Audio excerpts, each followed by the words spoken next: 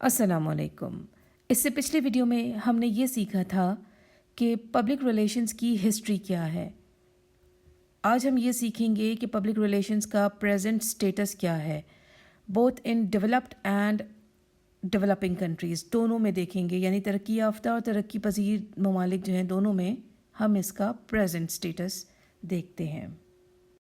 سب سے پہلے ہم اس کا سٹیٹس ڈیولپڈ کنٹریز کے اندر دیکھ لیتے ہیں. پبلک ریلیشنز ڈیولپڈ کنٹریز کے اندر میچور ہے اور ایک سیپریٹ ڈسپلن کے طور پر جانی جاتی ہے.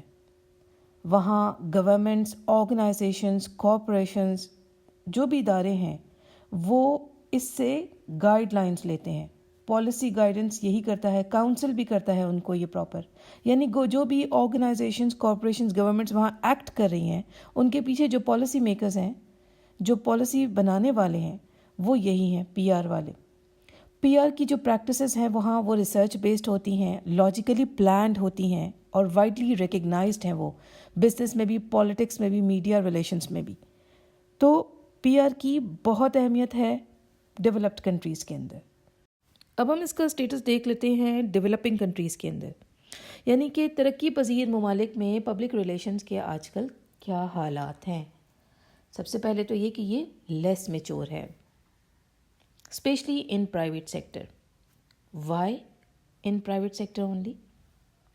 کیونکہ پرائیویٹ سیکٹر میں ایک غریب بندہ اگر کوئی انڈسٹری لگاتا ہے تو آلریڈی وہ انویسٹمنٹ کر رہا ہے نا.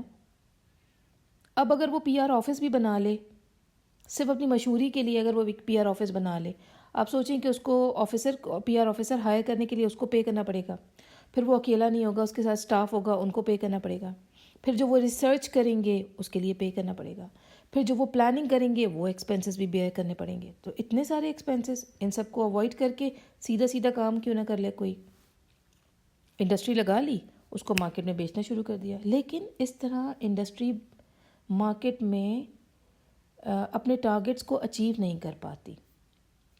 تو عام طور پہ پرائیویٹ سیکٹر ان ایکسپینسز کو اوائڈ کر لیتے ہیں. پھر دوسری بات یہ بھی ہے کہ پبلک ریلیشنز کا کانسیپٹ اور اس کی پریکٹسز کلیئر بھی نہیں ہے.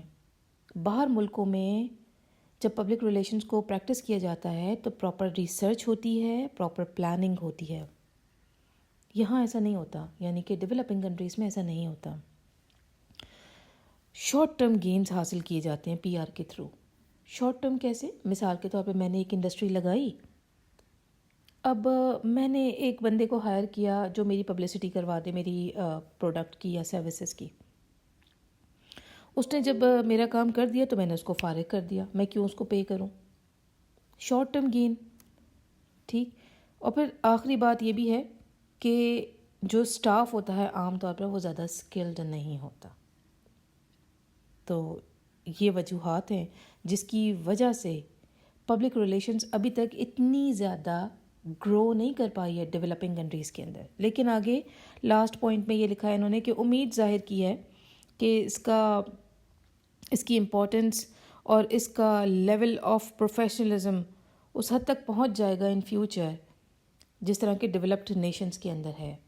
تو یہ تو ایک امید ہے، لیکن حقیقت یہ ہے کہ ایک ڈیولپڈ کنٹری کے اندر اگر کوئی انویسٹر ہوگا تو ظاہر ہے کہ اس کی جیب میں اچھا خاصا پیسہ ہے، تبھی اس نے وہاں انڈسٹری لگائی ہے. جبکہ ایک ڈیولپنگ کنٹری کے اندر، یعنی ایک ترقی پذیر ملک کے اندر اگر ایک شخص بیٹھا ہوا ہے، اس نے کوئی انویسٹمنٹ کرنی ہے، وہ چھوٹی انویسٹمنٹ ہی ہوگی. وجوہات کئی ساری ہیں. کنٹری کی اکانومی سے وہ ڈرتا ہوگا اگر وہ فلکچویٹ کرتی ہے تو. پھر دوسرا یہ کہ اگر اس کے پاس اتنا بھاری پیسہ ہوتا جیب میں تو وہ یہاں کیوں بیٹھا ہوتا، وہ کسی ڈیولپ کنٹری کے اندر جا کے انویسٹمنٹ نہ کر لے.